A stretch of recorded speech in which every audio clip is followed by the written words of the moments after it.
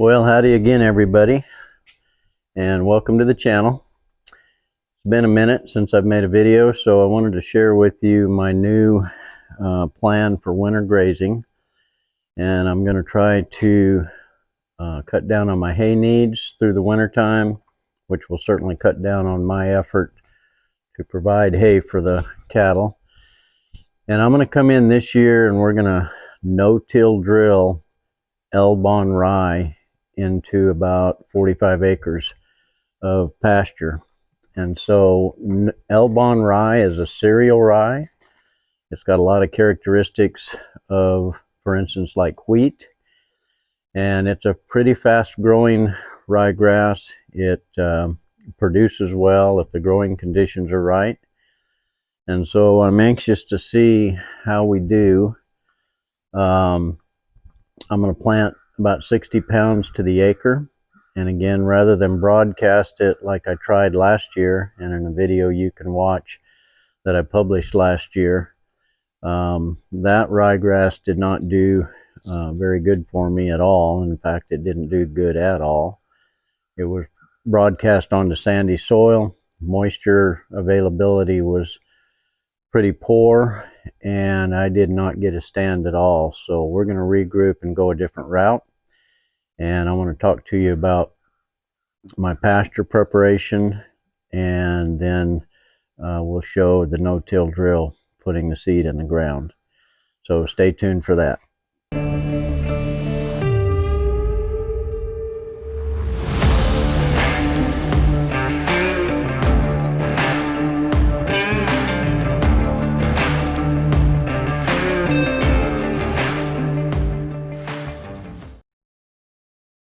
So I just moved the cattle out of the pasture I'm standing in, back across the road for a few days. And we're going to bring the no-till drill into this pasture, and I want to show you my pasture preparation. And it's been pretty straightforward, and that is I've grazed this pretty heavy, grazed it down to where that no-till drill won't have as much trouble getting through the sod and putting those seeds in the ground, versus this pasture across the road, yet to be grazed since our last rain. This is jigged Bermuda grass over here. Starting to get a little stemmy just because of the lack of rain, but it's going to have some good forage for probably a week to 10 days. But here's the difference. Left side ungrazed, right side grazed heavier than I typically do. And again, my idea and the recommendation by others in this area is to graze it down, reduce the amount of thatch or sod, just get the sod down so the no-till drill doesn't have as much trouble getting the Elbon rye into the ground. So the gentleman that's doing this will swing around here. He's going around several counties, just making a big circle and putting in rye. I don't know what kind of rye he's putting in on other ranches, but we're going to use Elbon cereal rye here. And again, we're at the mercy of the weather. We're forecast with a 50% chance of rain here in about 5 days. Whether it'll hit us or not, I don't know. This ryegrass hopefully will be put in 2 days from now. And so you can see not a cloud in the sky, absolutely just nothing. And so it's been like this for weeks. We had a little cloud cover yesterday, but nothing that had any rain in it. So this is my pasture preparation, and when the no-till drill gets here, we'll get some footage of that. Wayne is the gentleman that I hired to come no-till this ground, and he got there, and one of the pieces of equipment that you can see on the left there is a gravity fed grain cart. And usually on these bigger ranches they go in and take that cart to a feed mill and get that grain cart filled with their ryegrass seed or whatever they're planting, so that they can refill the hoppers on the no-till drill in the field and do large acreages without having to go back and get more seed very frequently. But in our case, we had a pallet of ryegrass seed. I think we had about 50 sacks, 50-pound sacks. And so we had to load the hoppers on the no-till drill by hand. And you can see Wayne in the turquoise shirt and Robert, gentleman that works for me at the clinic that also helps some on the ranch, loading the no-till.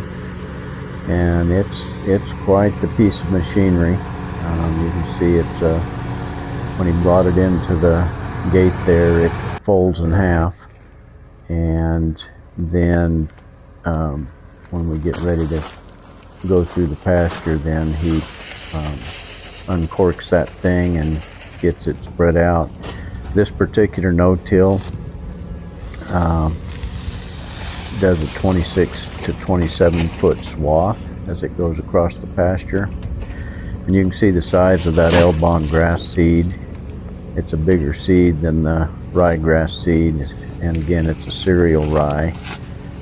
And so they finished loading the hopper, and then we're ready to roll the next morning. They did this the evening prior to Wayne coming back and getting all this seed put out.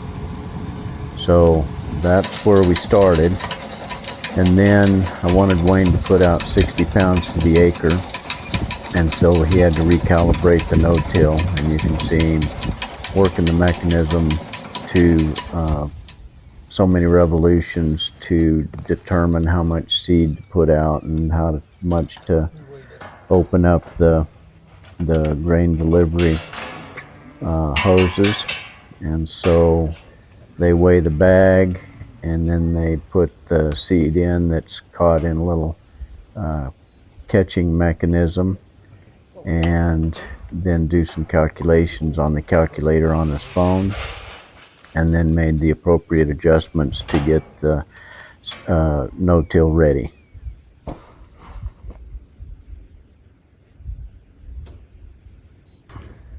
$8295R. I'm not sure what the horsepower is on that, but I'll look it up. So this is a dual no-till drill. So you got, I'm assuming, a 10 or 12 foot no-till on that side, another one on that side. You open them both up and you're probably running, I would say, 20 to 24 foot widths, maybe as much as 26. But what happens is this cutter, and I don't know if I'm using the right terminology or not, but that's what cuts the ground and makes it open up. And so then the seed tube, which is coming from the hopper, comes down, drops those seeds down in between these openers, and then this wheel behind comes behind and covers up that split that's made in the ground. And so, very nice system to minimally disturb the soil, get seeds down where they need to be for when it rains, and at the right depth. So much better than broadcasting seed, assuming we get moisture, and hopefully we'll be off to the races. I didn't ask Wayne how fast he was traveling, but I assume it's in the 4 to 5 mile an hour range. You can see he's making pretty good time over the ground. And this no-till drill, I mean, it's just awesome. You can see that that there's a lot of independent suspension on all those wheels. He'll hit some areas that'll make that thing bounce just a bit, and it doesn't lose ground contact, and it just does a seamless job. I believe the spacing on those furrows that it creates with the openers is about 7 inches. I think depending on what you're planning, you can make them bigger or smaller. And I don't know if there's adjustments on this particular no-till, but I assume so. It seems to be very well thought out and engineered. And so he just did an awesome job getting across the pasture. There's nooks and crannies that he couldn't get into to get seed down, but he just did a spectacular job doing a really good coverage area, and he stayed right on top of where he had finished, so he wasn't double planting hardly at all. And so you can see again, this thing can cover some ground, and he's not bouncing too much. This pasture's a little bit rough, and he's got a pretty good ride in that big John Deere. So that 295 horsepower tractor, it can do the ticket on this. So very enjoyable to watch him do that. We should be in pretty good stead with regards to getting a stand of Elbon rye, assuming we get the moisture that we hope to get, which we typically do over the winter. I came back and looked at different grass lengths where he had planted. This is in some coastal Bermuda grass that the cattle did not graze down as much as they did the Bahia grass. And it looked to me that he got through that denser thatch, and it did a good job penetrating the thatch with those openers and then getting the seed down into the soil.